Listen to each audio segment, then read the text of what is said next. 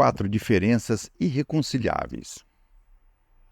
Eu me movo em tua direção, tu, baleia a que tudo destrói, mas que és inconquistável.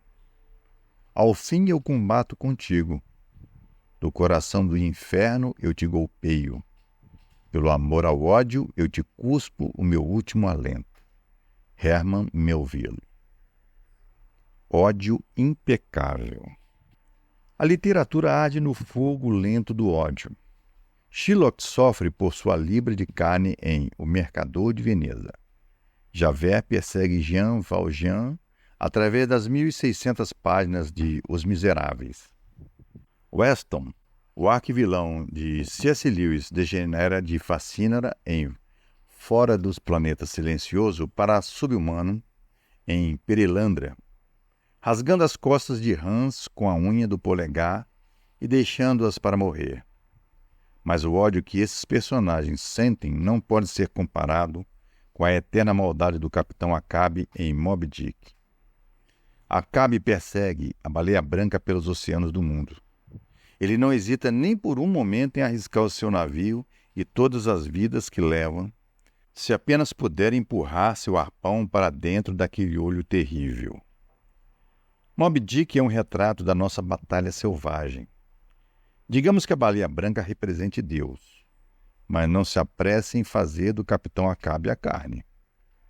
Acabe é o inimigo da baleia, mas Paulo diz que a carne é mais que inimiga de Deus. Ela é a inimizade, a hostilidade, o próprio ódio. Por isso, o pendor da carne é inimizade contra Deus, pois não está sujeito à lei de Deus, nem mesmo pode estar. Romanos 8:7. Se a baleia é Deus e o ódio de Acabe é a carne, então quem é o Capitão Acabe? É você. Paz impossível. Dois inimigos, não importa quão profundo seja o rio de suas amarguras, podem fazer as pazes, mas somente se a hostilidade entre eles for destruída. É impossível fazer as pazes com a própria hostilidade. Assim, quando Paulo identifica a carne com a inimizade e o ódio a Deus, ele elimina qualquer esperança de que a carne se inclinará para Deus ou fará amizade com ele. Um acordo entre Deus e a carne é impossível. Em Romanos 5:10, Paulo diz que nós éramos inimigos de Deus. Todos nós éramos o Capitão Acabe. Cristo é o pacificador no Evangelho, que usou a sua morte para matar a hostilidade que havia entre nós e Deus. Nosso velho homem, a carne, foi crucificado com Cristo, Romanos 6:6, que o deixou sem poder para nos governar e escravizar, bem como produzir em nós o fruto da morte eterna. Quando ele aparecer, aniquilará a carne para sempre. Essa é a única maneira de se tratar com a inimizade, destruí-la. Mas toda gota de veneno é veneno, toda fagulha é fogo, e o último pedaço de carne que permanece no crente continua sendo inimizade. Quando a graça de Deus transforma a nossa natureza, ela não transforma a natureza da carne. Ela a conquista, a enfraquece e a fere mortalmente, de maneira que não somos mais o Capitão Acabe por natureza. No entanto, a sua desafiante malignidade permanece latente em nossa carne. Na época em que Paulo escreveu aos Romanos, ele era a imagem do cristão, tanto quanto alguém destilado do céu pode ser, e ele certamente passou os seus dias matando a sua carne. Ainda assim, ele clamava para ser liberto desse inimigo irreconciliável.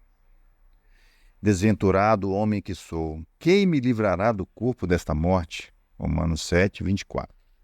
Gemendo pelo céu. Deus é amor. Sua natureza é de uma beleza e amabilidade intocadas. Ele é de uma excelência eterna e deve ser amado acima de toda criatura. Ele derramou sobre nós a sua beleza e seu amor em seu Filho, tornando-nos novas pessoas nele, enchendo-nos de esperanças e expectativas de um dia habitarmos com ele na sua casa, o salão do trono do amor. Mas os restos da carne nos deixam numa situação de angústia. Contra esse Deus carregamos dentro de nós uma inimizade que não pode ser apaziguada. Esse é o poder desgastante do pecado no crente. Ele não aceita um cessar-fogo, muito menos um tratado de paz. Portanto, como poderemos esperar qualquer descanso provindo da carne a não ser matando-a? Como podemos ter esperança de livrar-nos completamente dela a não ser no céu? Um exército invasor, por vezes, pode ser persuadido a baixar suas armas quando lhe é dado o que ele quer: uma porção de terra ou a promessa de pagamento do tributo. Algumas pessoas pensam que elas podem aquietar a fúria da carne da mesma maneira. Assim, elas procuram maneiras de gratificar os desejos da carne. Romanos 13:14. Isso é apagar fogo com gasolina. O pecado não vai aplacar a carne, vai apenas atiçá-la. Inimigo suficiente. Você não vai conseguir ser campeão mundial de pesos pesados lutando 15 assaltos contra o Woody Allen. Para ser o maior, você tem de derrubar o atual campeão da categoria. A carne escolheu bem um inimigo. Ela é inimizade contra Deus. Algumas vezes pensamos sobre a carne como nosso inimigo, mas ela nos odeia somente porque Deus está em nós. A carne milita contra o Espírito em nós. Gálatas 5:17. O que é mais fácil? Sentar-se com um balde de pipoca na manteiga e assistir Tom Cruise na tela grande por 2 horas? Ou ficar de joelhos e orar por 5 minutos? Tom Cruise vence com a maior facilidade, porque literalmente não há competição. O que a carne odeia é Deus, então ela resiste a qualquer coisa que se aproxime de Deus, especialmente a comunhão com Ele. A carne pode se enrolar ao seu lado e assistir a filmes sem qualquer conteúdo por uma noite inteira. Mas deixe que mesmo o mais leve pensamento sobre meditação passe pela sua mente e a carne aciona o alerta vermelho. Antes que você passe do Pai Nosso, seus olhos, que estavam grudados na tela, fecham-se cheios de sonolência e a sua atenção, que estava tão presa ao enredo, move-se em volta do universo mais rapidamente do que a nave espacial Enterprise. O ódio da carne a Deus pode ser explicado. Pense sobre o culto. Em sua essência, o culto é alta comunhão com Deus. Então, a carne deveria se encolher à porta do santuário. Mas e se uma pessoa quiser desempenhar as formas exteriores de culto sem se aproximar de Deus em seu coração? Ela pode querer desempenhar as suas obrigações no culto como um fariseu que quer acumular pontos com Deus. Ou ela pode gostar da música na igreja por causa do balanço. Ou talvez apenas por estar no edifício da igreja a faça sentir-se segura. Será que a carne vai levantar um dedo para excomungar esse tipo de adorador? Você pode sentir a hostilidade da carne sempre que se aproxima de Deus. Ela transforma o amor real por Ele em trabalho. Cavar na Bíblia para achar uma nova interpretação interessante para impressionar o seu pequeno grupo é como navegar no Caribe. Mas estudar minuciosamente as Escrituras para descobrir o amante da sua alma é como pular sobre o Monte Everest.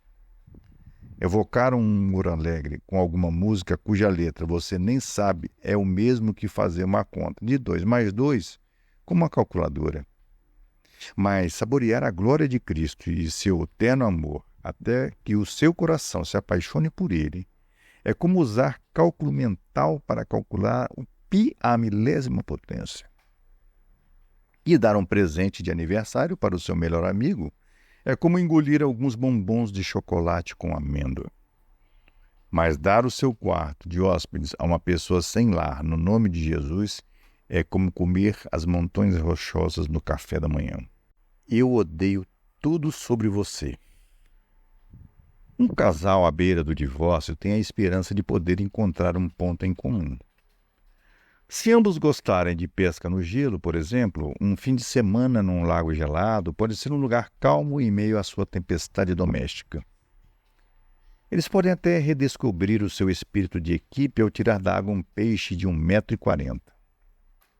Se houvesse a menor coisa sobre Deus que a carne pudesse apreciar, O crente poderia ter um constante abrigo e refúgio do pecado e seu ódio.